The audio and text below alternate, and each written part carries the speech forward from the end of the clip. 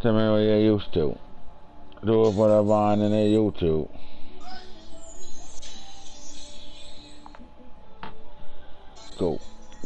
Go, shorty. It's your birthday. We gonna party like it's your birthday.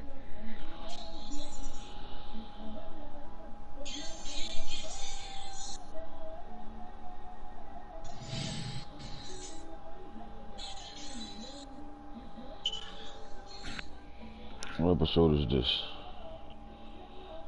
12, 13.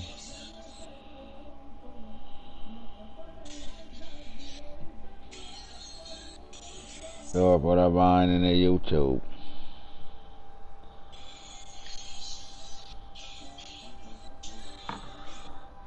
Like, go.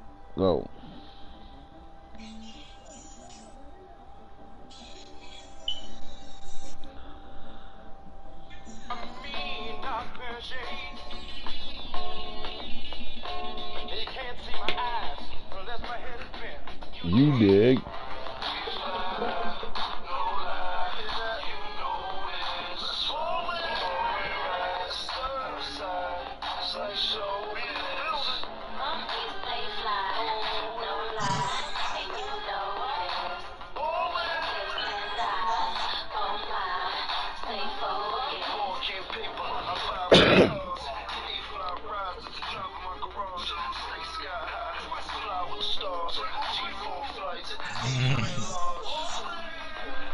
So I lean with it, rock with it. Vertical Jones.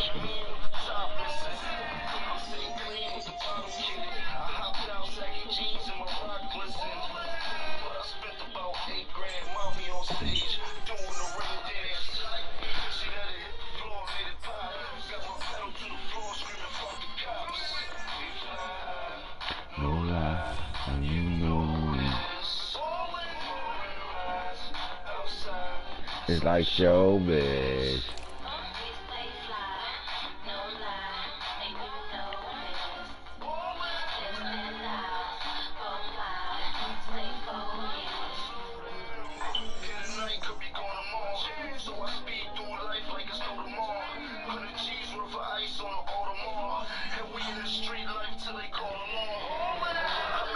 All right. RDL6 is on the way right now. The Real Draft 2022 draft class is in. These guys are ready to rock and roll. We ready to wait for that combine to kick off March the 1st. You know how we talking about all the good shit. You do your homework, you know what's going on. If you don't do your homework, you don't know what's going on. Simple as that. All I know is you got to do your homework, then do your homework. This and that. Man, listen, man. Balling with the Google episode 13, Family Affair. David for Goliath. We also going to be talking about a lot of good shit, so let me get my plugs in right now. In week 17, we got a big time matchups coming up we got to talk about too. At the same time, we also got to talk about if you are out of the playoff contention right now, you have no shot to get into the playoffs right now, you should be in full GM mode right now. Maximus, how important it is to be in GM mode right now? I would say if you're not in the playoff picture, top tier A importance. If you are in the playoff picture, maybe a BC range, depending on how well you can develop after that. Just all depends on your previous GM history and if you're a playoff team right now. Listen, man. You got real life players that you can go look and do your homework. See, this draft class is important to me because I really put my time and effort into this. I did something different that nobody doing. I don't mean to be bragging, man. Franchise Junkies is just different. But, I really put my time and effort into this. I do my homework all year long. All year long, I follow college football. I follow these players, and we go on different sites to get our information, and we gather our information to be able to make these players that match Madden attributes and stats to come out. The final touch will be the combine, and if you're in this league, you know how important it is to be watching that combine, seeing the guys that you're interested in run their 40 times and go through the cone and drills and things like that, and on the field, stuff that they got to do, each position group. You want to see it happen live so you can know exactly what you're getting, because guess what? I'm making those guys off of the action that they present, things that they've done, what they've done throughout their career in college, and what that combine looks like, and how I build these guys. So We're going to start with the quarterback group just right now before we get into our real conversation and the things we want to talk about. We want to talk about the family affairs since we are about to leave, Game of Thrones type of draft classes where we did draft a lot of different family members and had a lot of storylines that the guys that paid attention to followed and the guys that didn't pay attention to was left behind because you missed out on guys you could have picked up in the draft just by knowing they had family connections and the same last names of guys and things like that popped off. So now we're going to close that Game of Thrones conversation with these guys. We did a little thing on it before in one of the episodes where we talked about who was the best families names in the league. Fucking ignorant. Get out of here, man. Get the fuck. Get out of here, man. Get the fuck out of here, for real. Ignorant as hell, bro. Oh my god. Get your little funky ass out of here. The black one last night. Since last night. That's why I busted out this one. This is my 7th. Oh my god.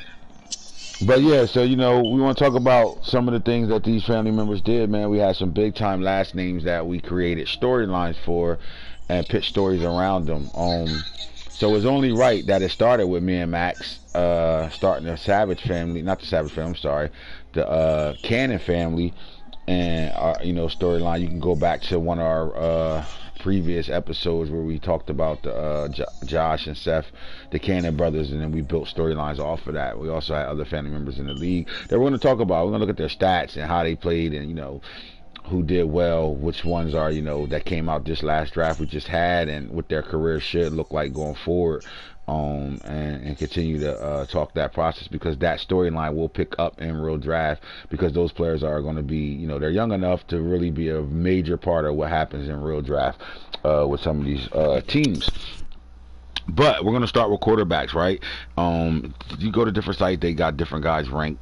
I came up with my ranking myself off of what I thought, would rank these quarterbacks. So what I'm going to do is I'm gonna give you a little insight on some of these guys and what they're about right now. And when I talk about these guys, you can YouTube them and look up their highlights, and you can, get a feel on what they're going to look like when we build them for real draft, right? So we're going to start with my guy I got number 1. Now, this was really hard for me to put him at number 1 because he comes from a smaller college, right? Liberty. But Malik Willis, to me, might be biased, right, Max? I had him in real draft, so I might be a little biased on why I put him first.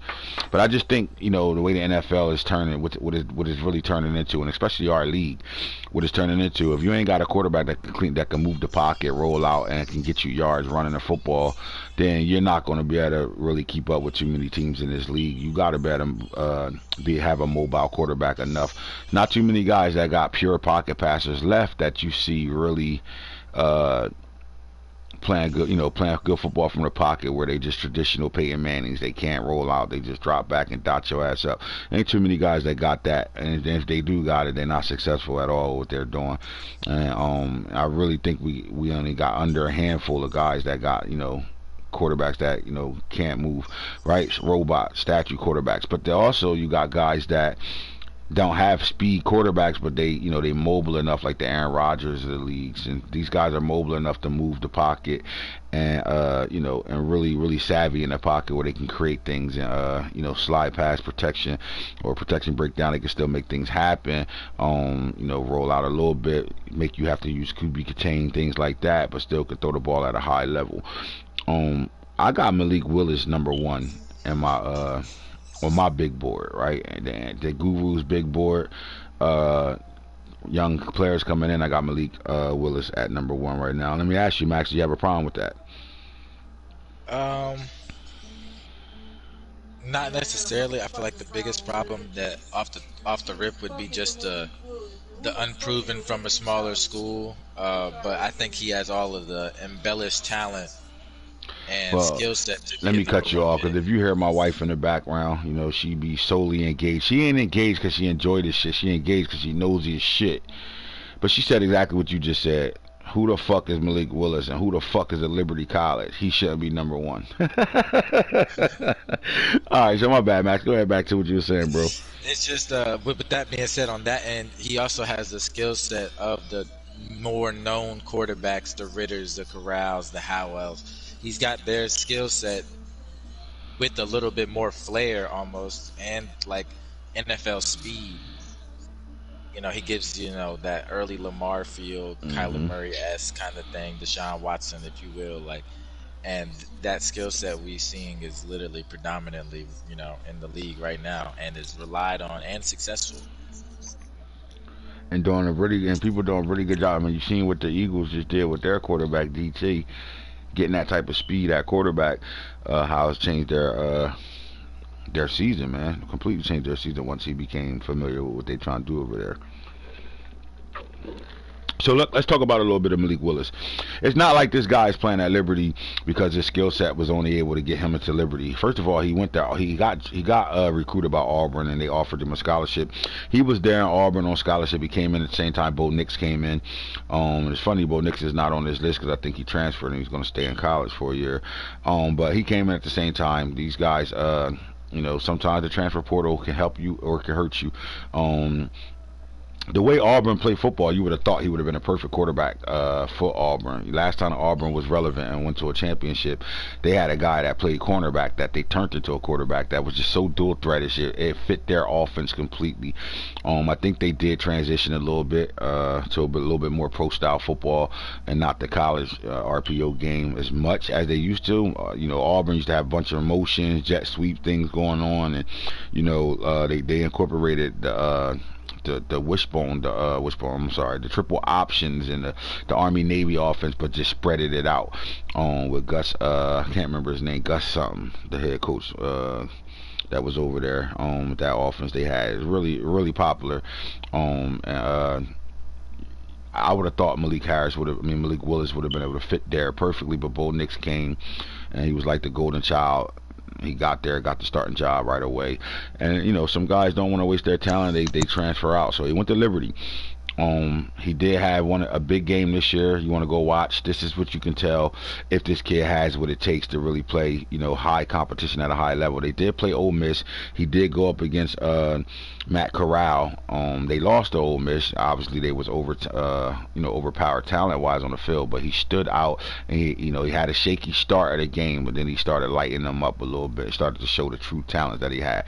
You also can go to the All-Star game and really see what he's about, because at that point he's playing against top talent, and he was able to show off and show out.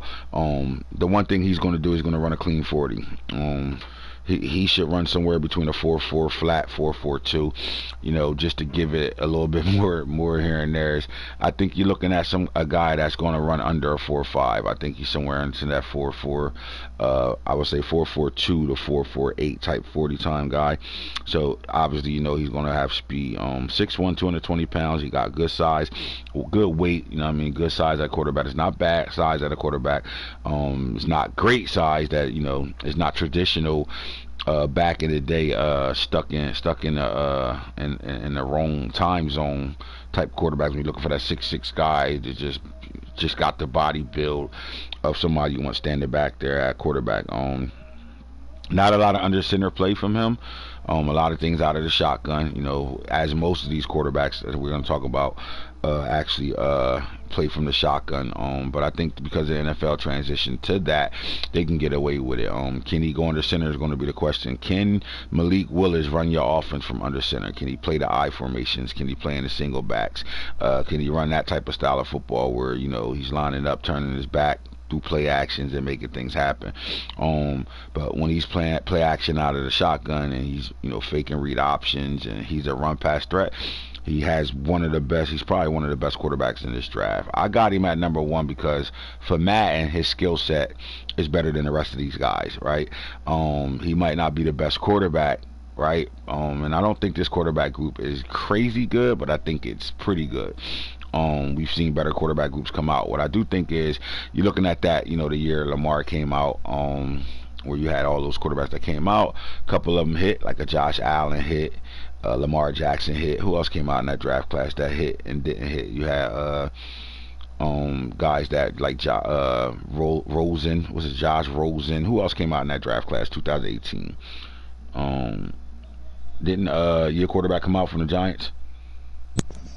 Nah, Daniel was after that. I want to say Here, farty butt. fuck, what is his name? Did Sam Darnold come out that draft class too? Sam Darnold came out. Yep. Sam Darnold came out. Yep. Sam Darnold came out that group. What else? What's the? It was Sam Darnold, Lamar Jackson. Lamar Jackson was the last quarterback taken. Baker Mayfield was first. Sam Darnold, Josh Allen, Josh Rosen. And Sam Darnold. Those were the five. All right, they were the guys, right? So I think this is the class that's going to be like that. That's top heavy. I just don't think that you're going to get more than. I think it's some sleepers in this draft class, right? But as far as Madden goes, you got some starters in this draft class that you can really get. Some of you guys got quarterbacks already, right? Majority of the league got quarterbacks already. I think some of these quarterbacks that's coming out can help a team that already has a quarterback that think that they got their guy, but really don't, and the guy that you are really waiting on is really sitting in this draft class. So let's keep going. You're looking at a guy again, 4'4", 240. That's what I'm think he's going to clock in at, somewhere around there. He was a 3-star coming out of college, right? As a 3-star athlete coming out of college. Again, most colleges view Willis as a receiver, not a quarterback. Well, any black quarterback that's mobile never gets looked at by these stuck in a their own little box, the get along, go along gang, type of people that review college quarterbacks. They want to turn every black quarterback into a receiver, cornerback, running back. They don't want to give them, they're not smart enough to play quarterback. So just to start that off right there, with Willis as a receiver, not a quarterback, which hurt his stock. So despite being a big time playmaker, blessed with athleticism, he received only 3 stars and only 3 offers from Power 5 schools. After agreeing to join Virginia Tech, he was greeted by an opportunity to play quarterback at Auburn, and so quickly switched to the Tigers. Unfortunately for Willis, Auburn wasn't quite as advertised as he ended up sitting behind Bo Nix. Told you, my homework is done, bro. All right, so all right, now Bo Nix is pretty solid. He had a really good freshman year, but I do think Willis could have did the same thing. So anyway, Willis resulted in transferring to Liberty, red shirt of the year, to comply with the NCAA rules. This is before COVID hit, and these guys can go ahead and hit the transfer portal and don't lose the year. He did, you know what I'm saying? And I think in that year that he lost, the development, he turned himself into that guy, right? So quickly won the #1 job in 2020, and has since never looked back.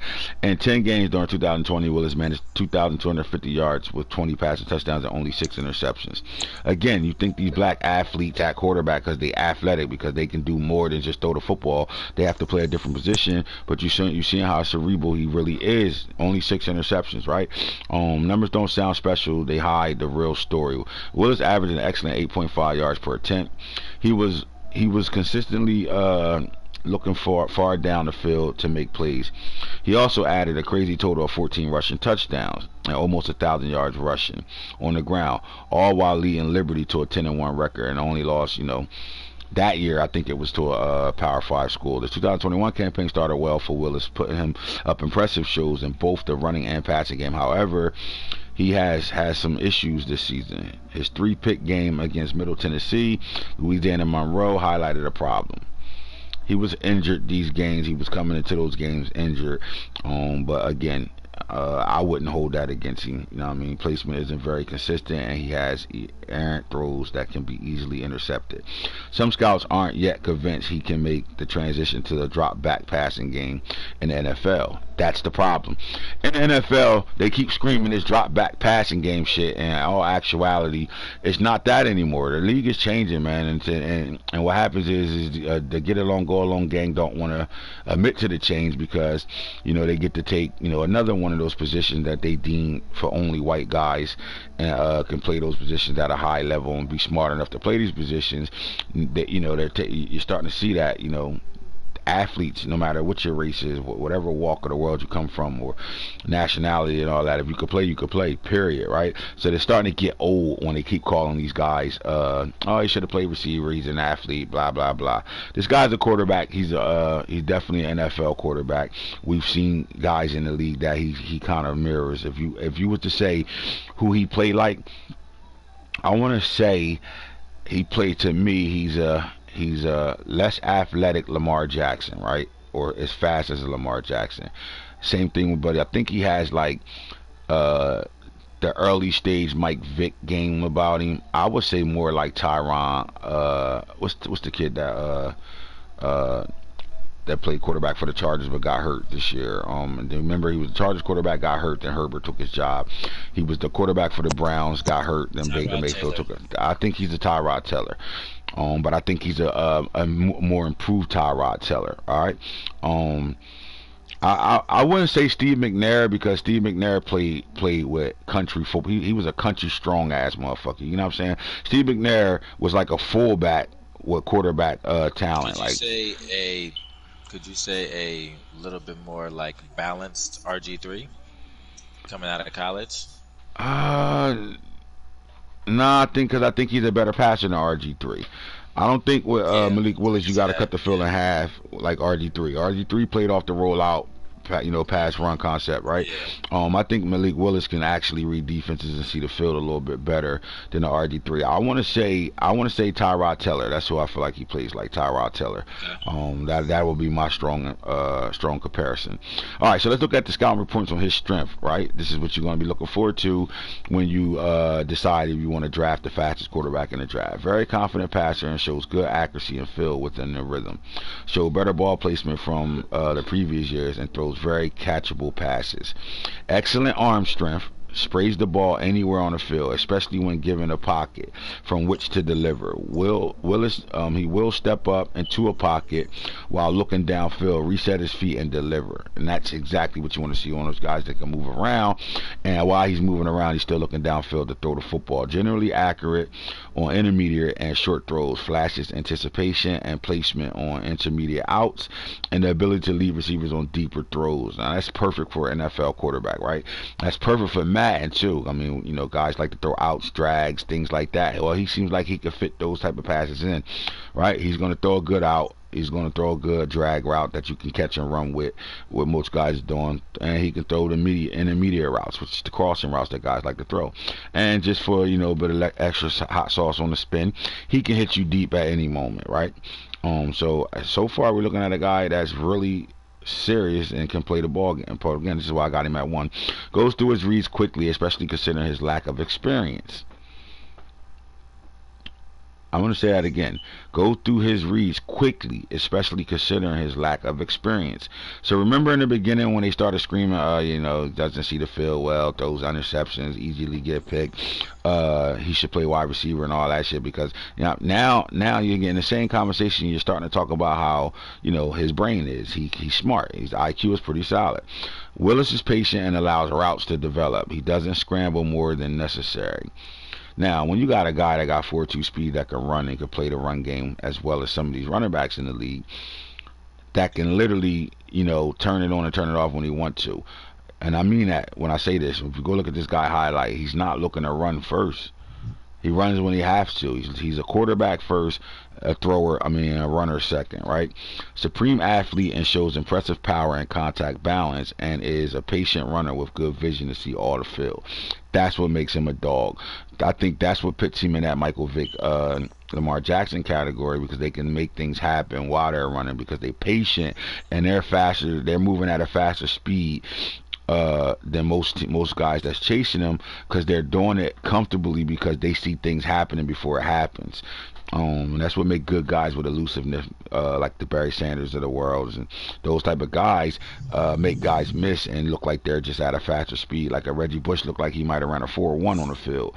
because he just was faster at making decisions faster than other guys, right? All right, so he's a dual threat quarterback with athletic footwork and mobility. An instinct runner with very good toughness. Uses stiff arms and run with good body strength. Now that's important for you guys that's looking for a quarterback that's not going to fumble, because you know I'm going to build him to that. That means he's going to be a high guy. Like, so this is where you start to think about that Steve McNair situation that Matt just talked about. If he comes into the league with high ball carrying vision, high trucking, high stiff arming. Now you got a guy that can really, really run a football for you, and you can run comfortably with him without having to put on conservative. This guy can run the ball. All right. Now, possesses very good vision, balance, elusiveness, and deceptive speed and power as a runner. So now I can get to that little bit of Steve McNair comparison right now. I just don't think he's as tough as Steve McNair. I think he's still a little bit elusive, a little bit more elusive than Steve McNair and faster than him. But I like that comparison. I'm gonna still go with Tyrod Taylor. Just a little bit more, you know. I would say Cam Newton is more like Steve McNair, that physical run style. Steve McNair took a beat, and he was one of the toughest quarterbacks ever, because he was so strong, so tough, and just naturally strong and talented. Now, I'm not going to do this for all the quarterbacks that I'm going to talk about right now, right? But what I will do is, let's see, click on him right now. You see him, A plus throw power, break sacks, A plus throw on a run, early first round talent. All right, so you draft him, you get him late because guys got quarterbacks, you getting a steal. Now, I just want to let you hear what they got as weaknesses. Sometimes trust his arm too much. Trying to stick passes late in the play or when off balance. Often goes for the big play unwillingly to take the short dump off, which leads to mistakes. Well, we saw the Kansas City Chiefs struggle all last year in the beginning of the year because Patrick Mahomes wouldn't take a check down. Right? So, okay, if I'm not comparing him to Patrick Mahomes, I'm just saying that's not really a weakness. It's just something that you could fix, right? As you get a little bit more, less playmaker happy. When you got a guy that's a playmaker, think about Patrick Mahomes. Patrick Mahomes think he could do anything when he throws the football. So instead of him taking a little 3-yard pass, he think he can, make that 80-yard pass on the other side of the field while he running the other way, because he knows he trusts his arm talent, his talent. Well, you got a guy that's like that. That's pretty much what I hear when they say that. You know what I'm saying? Often goes for the big play unwillingly to take the short dump off, which leads to mistakes. All right, he puts too much air in some of his throws and needs to show a lower trajectory on deep throws.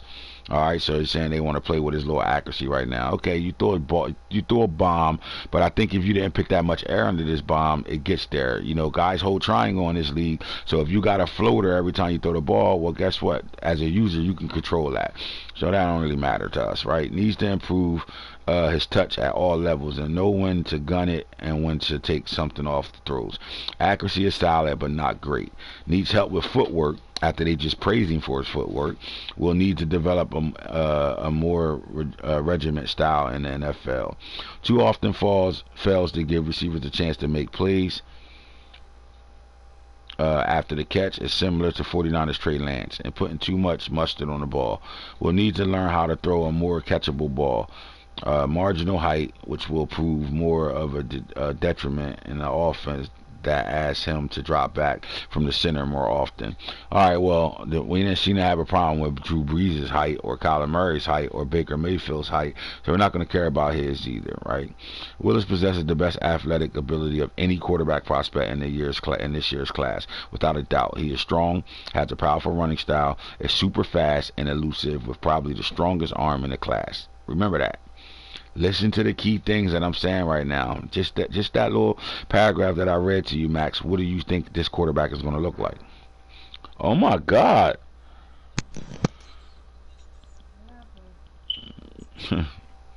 You heard, buddy? You said, what do I think? You said, what do I think this quarterback is going to look like? So if you hear this, Willis possesses the best athletic ability of any quarterback prospect in this year's class, without a doubt. He is strong, has a powerful running style, is super fast and elusive, with probably the strongest arm in his class. It sounds like a lean towards like a Deshaun Watson now, with the sounds like he's a Lamar-ish, Watson-ish type of feels like it's in the best Yeah, not to growth. cut you off, but I'm kind of looking for the key words that you're hearing there. So for he's fast, he's super fast. That's what they said, right? So listen to the key words, right? The best athlete has the best athletic ability of any quarterback in this draft. So he's going to be agile, change of direction, juking. All those things are going to be good on this guy. He's going to be the better quarterback. So there's not going to be a quarterback that has anything better than him at those attributes, right? Then you think about he is strong, has a powerful running style. So you're going to have a bench press that's going to be high when it comes down to strength. So he can fling the ball, right? Right, carrying is also because he has a powerful running style. He is super fast and elusive. So again, that goes with agility, change of direction, and juking, and his speed, right? Acceleration, all that stuff tells me that he's gonna have high. He's gonna be the best at that, right? So he'll be the fastest quarterback in the draft. He'll probably be the most elusive, one of the strongest, right? One of the most powerful runners. So he's gonna be built there. Break tackles, trucking, stiff arm, and all those things are within that paragraph, right? And then he also says with probably the strongest arm in this class. So now you're looking at, all right, well, you got to come out with a high 95 or above throw power. So you're looking at a dog that can possibly come out with better attributes than Lamar Jackson did as far as throwing a football, and somewhere close to him in speed. So that's what Malik Willis is going to look like. This is why he's the best quarterback in this draft, in my draft class, right? The way I scouted him and put him together. Okay, so now we look at from the number 2 quarterback on this list is Kenny Pickett. Now, Kenny Pickett was late to me. I didn't really hear about him until this year. But we're looking at a guy that's going to run a 4.89. This is a guy that's going to be mobile enough to move the pocket, mobile enough to do your rollouts and throw the ball when you roll out and stand on the sideline, wait for your crossing routes to come open. He could do all that, right? 6'3", 217, good height, not bad weight at all. You know what I'm saying? Another 3-star guy that came out of college. He's a dual threat quarterback though. So when you see a guy with 4.8 speed, you're not looking at dual threat, but he is. He's a dual threat quarterback. All right. He was definitely a dual threat in high school as well. When you look at Kenny Pickett, you're looking at a guy that was out there for the Heisman Award. He was in the top 4 for the Heisman. So he had a great 2021 season. He played better. We played with better better competition and against better competition. But ACC is not the old ACC, right? You're looking at a guy that could fling that thing, and if I compare him to any quarterback, I would say, Kenny Pickett. Who does he play like? Who can I compare Kenny Pickett to? Alright, I might be like, huh? A little bit, but I'm going to go with, to me, a baby Brett Favre. Alright, and here's why. I'm going to say a Brett Favre. Alright, so he possesses a good right arm and capable of making most NFL throws easily. Can drive the deep out to the sideline from the opposite hash. That's a cannon, right? Has no problem threading the needle between closing defenders. Easily zips to all areas of the field, demonstrating very good touch and underneath routes to running backs and receivers, as well as down the sideline on deep passes. He can fling that thing. I don't know about Tannehill. I like that, but I think he's better than Tannehill. He is second in Pitt history in single season touchdowns, passes to Dan Marino. Okay, all right. So Pickett has good pocket awareness and is confident in his ability. Good arm strength and can easily make NFL throws with effortless deep passes. Move well, has quick feet and can escape a pass rush. Good scrambler. He has shown patience in taking the check down throws when necessary and has good zip on his throws. Everything's been zip. Good zip this and that. He can fucking fire that football. He'll throw the fuck out of that pigskin. If you go back and watch his highlights, we're looking at a guy that can fling that bitch, right? He's gonna have good accuracy on short, medium, and deep ball throwing. He sticks. He stick throws into tight windows over the middle. That's why I say Brett Favre-ish. Brett felt like he could fit the ball in anywhere, like Patrick Mahomes type of situation. But I think he's more of a Brett Favre in a sense. But I think young Brett Favre that ran around, cowboy football, throwing that shit all over the place. flinging it behind his back for 30-yard touchdowns and shit like that. He's good, bro. This kid is really good. And the fact that, to me, he was a late bloomer. This wasn't a guy that, we talked about, knew about coming to college. In fact, Kenny Pickett wasn't ever on any of my real drafts, and that's important. That tells you how he's pretty much a late riser, because I've been making the real draft classes since Madden 17, and I've never made a class with Kenny Pickett as a quarterback coming out of any of my drafts.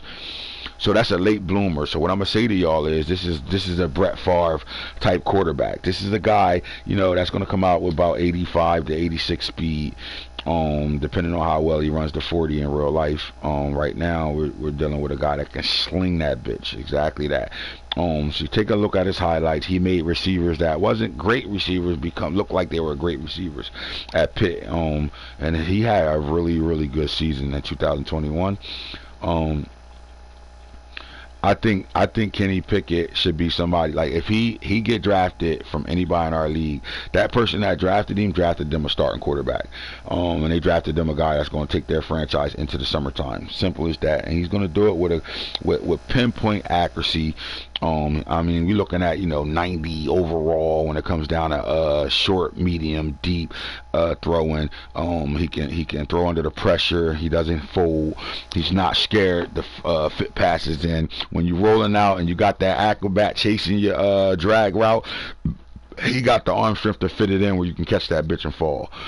He's a dog. I like him, and the only reason I don't have him number one over Malik Willis is because for Madden, you want a guy that can move around more than a guy that can't. And Malik Willis can run the ball a lot better than him and faster than him, so he can move around with all the same skill sets as him, but just doesn't have the pinpoint accuracy this guy has. This guy throws that ball. He can hit any target, man, blindfolded. He's a thrower. He can throw the football. All right, fellas, good shit on him. Now, let's keep it moving, and let's talk about the next quarterback on this list. Is my favorite, Sam Howell. All right. Those that don't know Sam Howell, I've been following him since the QB1. I go to Netflix, they did the stories on the quarterbacks coming out of high school their senior years and shit. Well, Sam Howell was one of those guys. He's been a player this guy has film. All right, he's been a starter since his freshman year. Another one of those guys right now, I'm gonna just tell you like this. He's it's funny because he's kind of like, it reminds me in a way, he reminds me of a Baker Mayfield, and I hate to compare him to Baker Mayfield. I almost want to say Drew Brees, but Drew Brees don't have the takeoff this guy does. Sam Howell is a tough son of a bitch. This guy can run the fucking football, right? He did a lot of running from North Carolina, man. Played for one of my favorite coaches who recruited me out of high school. All right. North Carolina is on a map because of a Sam Howell. So anytime you get a freshman quarterback to come in and bring a basketball program back into the light of football, that tells you how talented this kid really was in 4 years. So he came in the same year Bo Nix came in, and Bo Nix fell off the map, and he's winning 10 games a year in North Carolina, right? He's one of the main reasons why North Carolina has been getting a lot of guys drafted lately as well. All right, Sam Howell is a monster. He's not going to kill you with speed, but he's a dual threat quarterback. He's another one of those 4'8", about 4'8", 4'7". If he runs a 4'7", I would move him in front of Kenny Pickett. If he runs a 4'7", I think he can get to a 4'6", to be honest with you. If you look at the film, the guy takes off a lot. He does bail. A lot of their offense came through his running the ball, so he'll fit perfect in a system that likes to like to play the read option game. Got a strong running back. Remember, Javonte Williams and MC8, Michael Carter came from they were his backfield. So you get that type of backfield, two running back system, a power back and elusive back, the guy that can catch the ball at the backfield. That fits Sam Howell perfect, right? 6'1", 221 pounds. All right, so he got good size. He was a 4-star coming out of high school, right? So he already was highly scouted. All right, so let's look at the good scouting reports in the strength. Good zip in the ball placement on the quick slants. Good touchdown. Sorry about that, folks. Good touchdown to seam and on post corner flag routes to attack the defense vertically and horizontally. Do I need to say anything more about him? All the passes that get thrown on this game is what? Everything he just said right here. Flag routes. If you don't know what a flag route is, that's a corner route. All right. Um, vertically and horizontally, he can tackle seam routes. A lot of guys sit in the cover three. A lot of guys like to come out and bunch and run verticals. Well, this quarterback can hit those things. He can throw them at a high level. All right, and he did a lot of that throwing to guys like Dami Brown, right? Was one of his top receivers over there in North Carolina. And then again, Michael Carter out the backfield and Javonte Williams out the backfield. You go watch his 2020 film and see and go, and I would say just put on the Miami game in 2020, and you'll get to really see Sam Howell and what he can do with a strong running back in the backfield. All right. Very confident passer and shows good accuracy and feel when in rhythm. Showed better ball placement from the past years and throws very catchable passes. Sticks throws into tight windows over the middle, throwing to a spot on slants or between zone defenders before the receiver is open. So he throws his guys open. That's Des Newsman. Des Newsome was the guy for them too. Yep, number 5. He was the monster. So you guys that throw the ball fast, that 1, 2, 3. As soon as you get the ball, you ready to let it go. Well, this is where I built him to be able to do. So he can hit that slant wise breaking open instead of wise wide open. He can hit that drag as soon as you start to cross the field. He can hit that drag and put you in a situation where you're catching and running.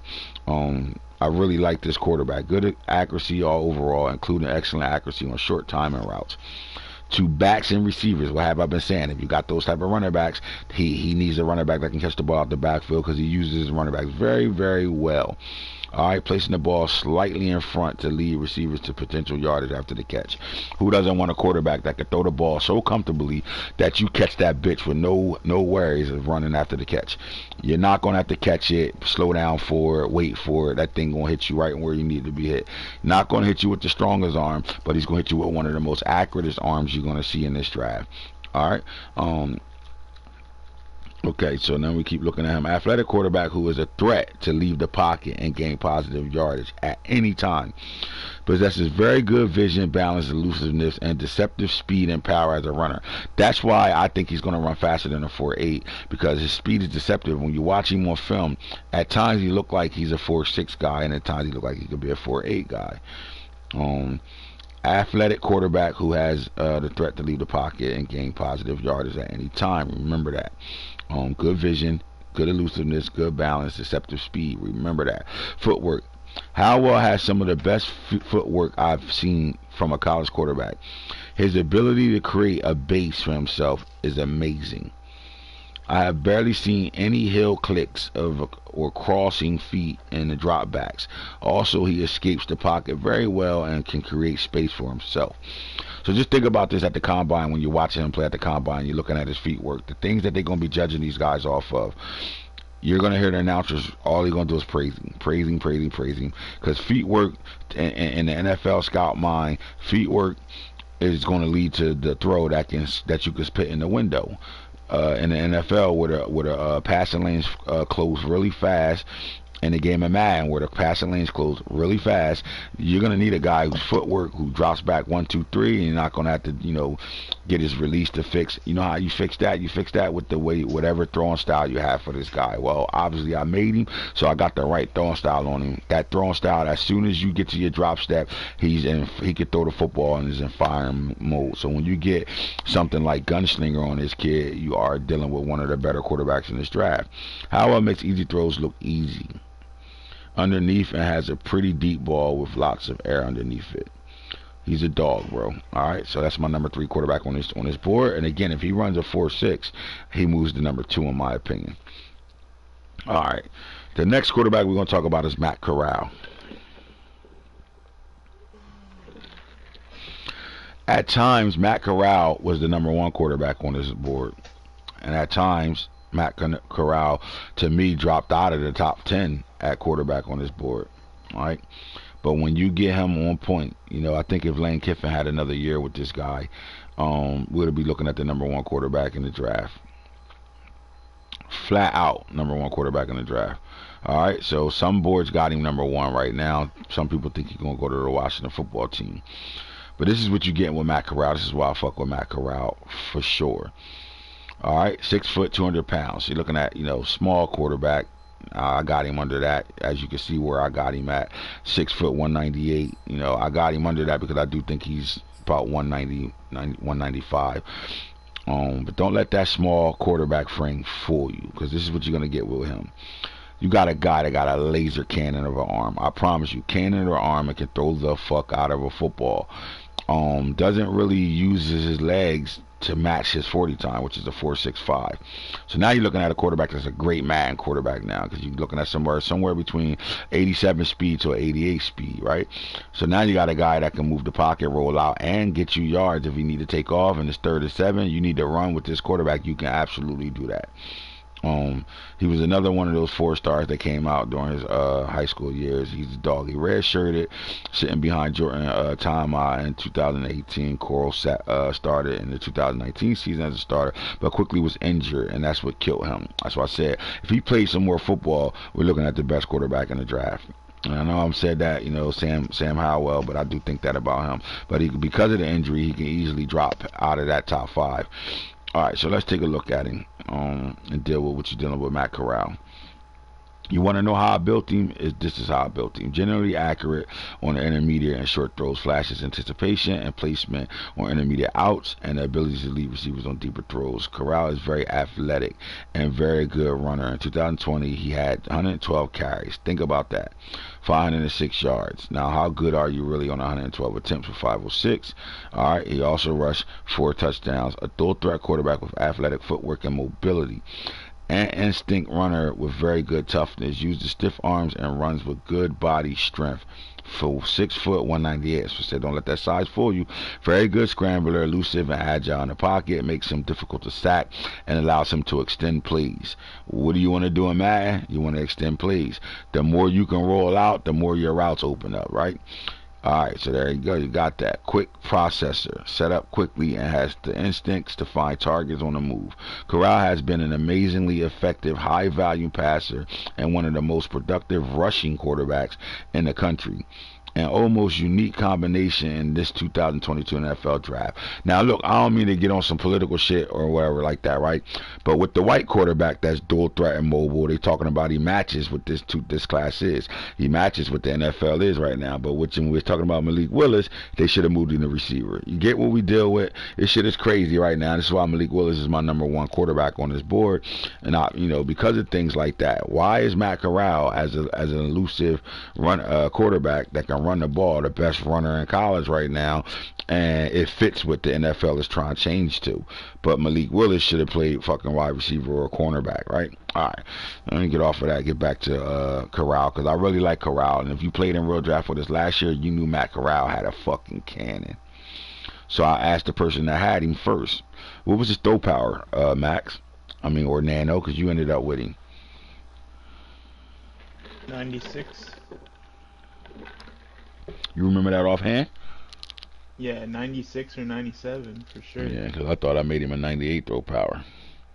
I think it was 90. I believe it was 97. That's what I think. Okay. It was, but I could be wrong.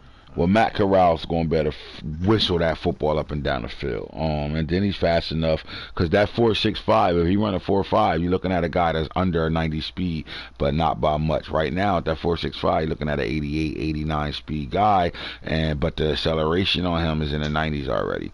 And then you're looking at a guy with nothing under 85 when it comes down to throwing the ball. Deep throws, medium throws, short throws, all those type of situations you're dealing with a dog. When I think of the best quarterbacks, how do I know if you're dealing with an X factor or a guy that's a superstar? You don't know, but you could know by watching the film right now. And I mean that, right? So while Kenny Pickett, I think he's he was up for the Heisman, talented quarterback, but doesn't have enough film, in my opinion, for me to ever think of him as an X factor, right? But I do think he's superstar talent. Malik Willis has the skill set to be great, but I think he's one of the smartest quarterbacks in the draft, and he makes the right decisions a lot all the time. Because when you're playing with lesser talent and against lesser talent, you're playing with lesser talent. So to get those guys to play at a high level, means you're doing something good, right? That's what Sam Howell did when he came into North Carolina. Got guys to play at a higher level. I'm telling you, he got guys drafted. But then you look at Sam Howell, who played 4 years of football, started as a rookie. Are you dealing with X Factor? Superstar? What are we dealing with, right? Matt Corral, you think he's a superstar, X Factor star? What are we dealing with, right? I don't know, but you can figure it out. I'm kind of giving you hints without giving you hints. All right, the next quarterback we're going to talk about is probably my favorite quarterback in this draft, Desmond Ritter. All right, Desmond Ritter was so good in real draft last year that he changed not only one, he changed two teams' programs. The Colts and the 49ers last year, Nano and Max. Ritter turned Max into a complete playoff team, right, that started winning playoff games. And then he took Nano from, right outside of the playoffs to a playoff team. Every season since they made that trade when Nano was a three-way trade between the Lions, the Colts, and the 49ers, and Desmond Ritter was part of that trade. And he turned Nano's fortunes around over there in San Francisco last year. Desmond Ritter to me is a dog. He's my favorite quarterback in this draft. Watch his highlights and look what he did for Cincinnati. I mean, come on, they played in the playoffs this year. This kid, he has 3 years of film, and in those 3 years of film, it's very, very impressive what he can do with the football and as a runner. Good luck, coach. Good luck, bro. I mean, this guy has X Factor talent. Rid of the spitter. He's a beast. So you ask yourself, in a league where we get these fresh quarterbacks coming out, and we're going into a real draft, but everybody has drafted quarterbacks, right? And you look through these rosters, and I just stop at the top 5 quarterbacks, right? And you look through these rosters, and you ask yourself this question: is any of these guys we're going to see as starters? Well, the first 5 quarterbacks, when they get drafted, should be day 1 starters.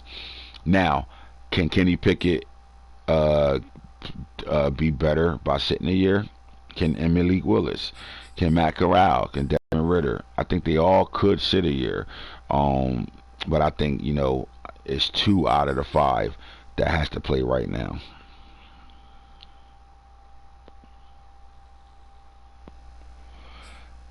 Two out of the 5. All right. Here we go. Running back position. Okay. Brian Robinson Jr. is dropped from a first-round talent to red once you deal with him. But when you look at him all the way out, there's nothing that display why he's dropping talent at red. But if there's anybody that I think should have that red, it is him. All that's telling you is that he's going to develop slower than most players. So if you draft him in the first round, you're going to draft a running back that's not going to develop as fast as any other running back that drafts. So when you draft him and they say you reached, bad choice, it wasn't a good pick, whatever the case may be, you're going to have a hard time developing him. Simple as that. But he's still a dog. That doesn't mean you can't play with him and can't have him on your team. He's still a fucking dog. All right, but if you're not a good builder, you stay away from the Reds. Trust me, you stay away from the Reds unless you're a guy that can just go crazy with a player and make them, make that shit not matter. But if you're a guy that, really doesn't struggle with developing players, don't go after Brian Robinson. He's a first round talent, right, at times, right? But his only problem is he sat behind dogs. Just think about the last 3 running backs that hit the NFL from Alabama. Just think about that first. And then you realize, okay, Brian Robinson, he really couldn't really get it going until his last season when the backfield was his. Once the backfield was his, we got to see old Alabama show up. Simple as that. Powerful runner. He's really not that far off from the guy that went in the draft before him to the Pittsburgh Steelers. He's a poor man. Running back like that. Like, he has that same type of build a little bit. He's not exactly like how he was, right? But, he has a little bit more, I would say a little bit more wiggle to him. When we thought Pittsburgh's running back didn't have that wiggle, you saw it. Same thing with Brian. Brian is he's elusive. He's gonna better run through tackles. And he's gonna better get the extra yards, and he can catch the ball at the backfield, and he can block as a runner in the passing game. So that's what makes him special. Zamir White is going to be a guy that's going to wow you at the 40. To me, he either going to run a really good 40 or a bad 40.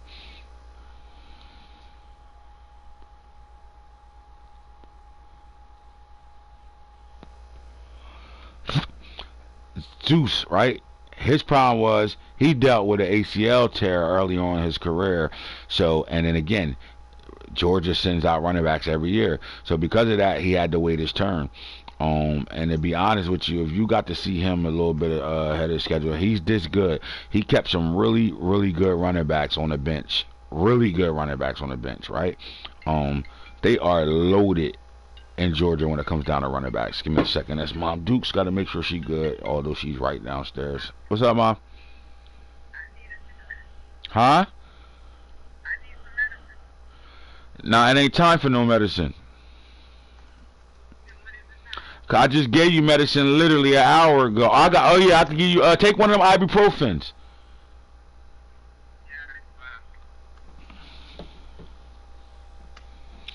Alright, so, Coco on here, he around. Believe me, he around.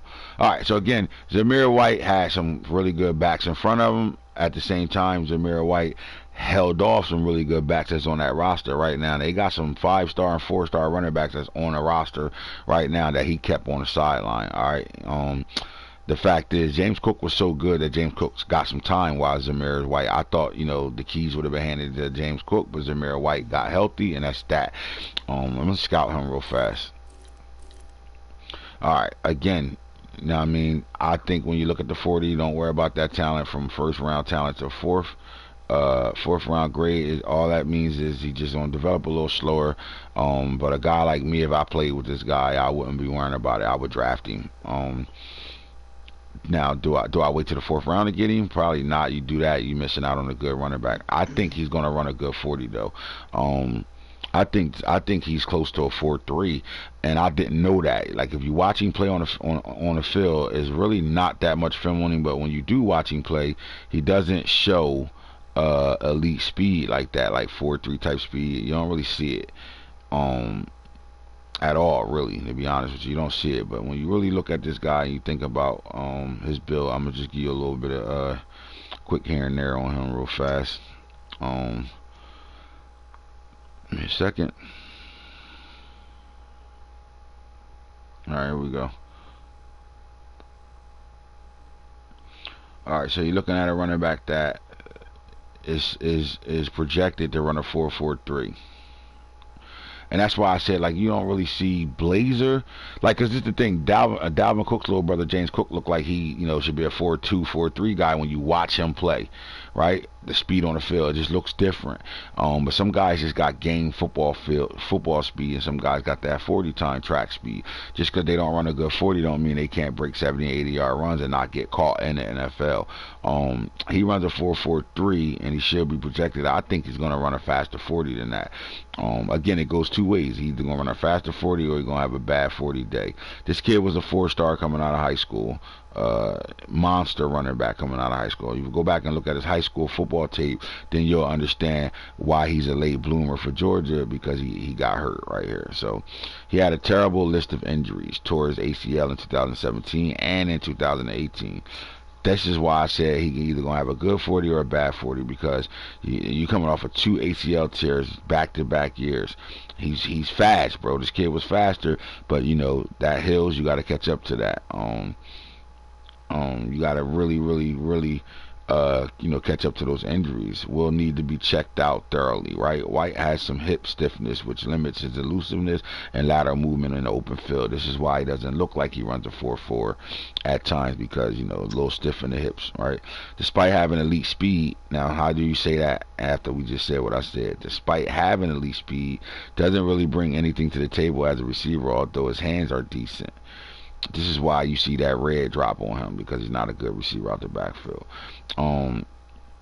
be useful to determine just how his knee injuries have affected his speed. So you got a guy that was an elite speed player, but injury slowed him down. Um, I'm not going to build him as an injured running back. I'm gonna build him to what I watched from high school, and I'm gonna take those years he lost, and I'm gonna add that to the high school years and look at what he did in high school, and then dumb that down some, because when you look at the talent in high school, it's not the same as it in college. Just like the college talent ain't the same in the NFL. So I'll take some of the runs and things that I see just to be able to see how he get in and out of breaks and how fast he really is, how smooth he really is from high school. And then I also take what I saw in college and I add that together to really build this guy to what I think he really should be. So as a recruit, has reportedly recorded a time in the high of 4.38 in the 40s. He doesn't look quite that fast now, and the combine will be useful to determine just how his knee injury have affected his speed. Bottom line, you're dealing with a guy that just dealt with injuries, but if he's healthy and he can catch up to get back to what he was, you're going to get a guy that's going to be a sleeper running back that's going to do really well in real draft. Because you're looking at a guy that's possibly 93, 94 speed coming out and can run. He's a tough runner, so they don't call him Zeus for nothing. So there you go with the running back, Zamir White. All right, so our first two running backs I like a lot. Isaiah Spiller, he has the bloodline.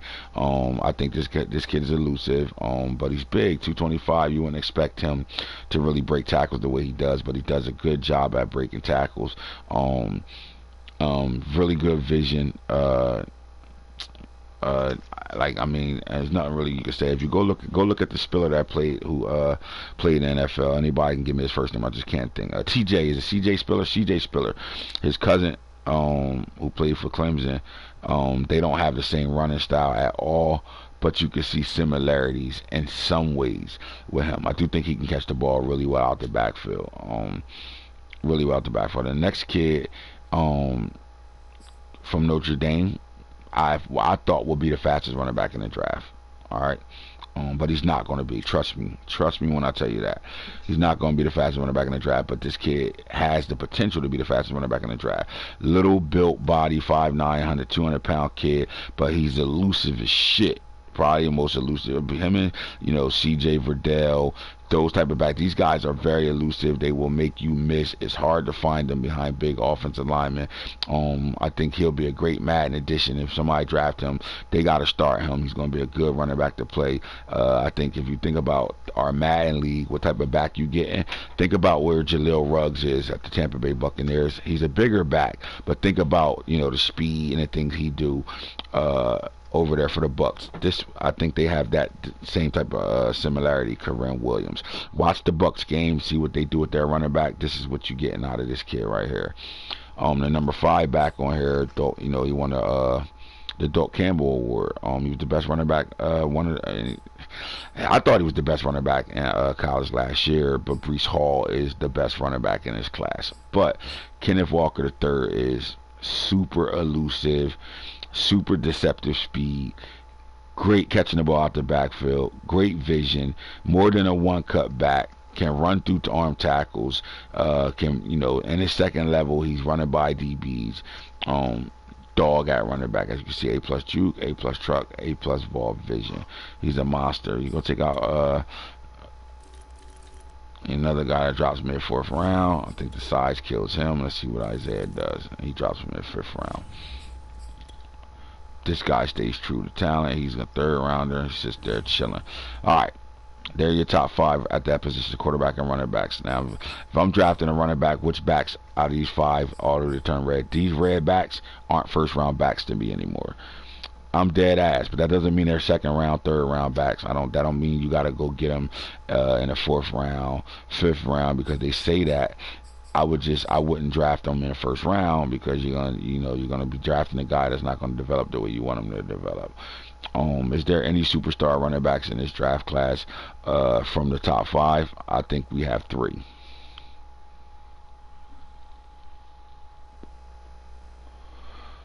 All right, man. That's my little, position change conversations with the quarterback position, your top 5, and your top 5 running back position. If you're not watching any highlights yet, I'm gonna tell you the guys to go watch. Breece Hall, go look him up, as you can see. All right. James Cook. I think James Cook is going to be a hell of a player in the NFL, especially in our Madden league. Go look him up, as you can see. Is there anybody else I want to say? CJ Verdell and Master Teague. Master Teague, you know, it's hard on him because, you know, J.K. Dobbins left. You thought Master Teague would take that job, and then comes Henderson, the freshman, comes in and takes his job. And the funny thing is, Henderson comes in and takes his job because Henderson is a speed burner. Well, so is Master Teague. You look his 40 time up, you're looking at a guy that could possibly run a low 4.3. So this is another sleeper, right? He only undrafted, in my opinion, because he just doesn't have the film. He did, like, you let a rookie come in, a freshman come in and start over you. So check it out. All right. Another kid started off at Tennessee, then went to North Carolina, which was perfect for him because North Carolina had lost their two best running backs to the NFL. Ty Chandler goes from Tennessee, transfers to North Carolina, and he's a 1,000-yard back. So another good running back to pay attention to.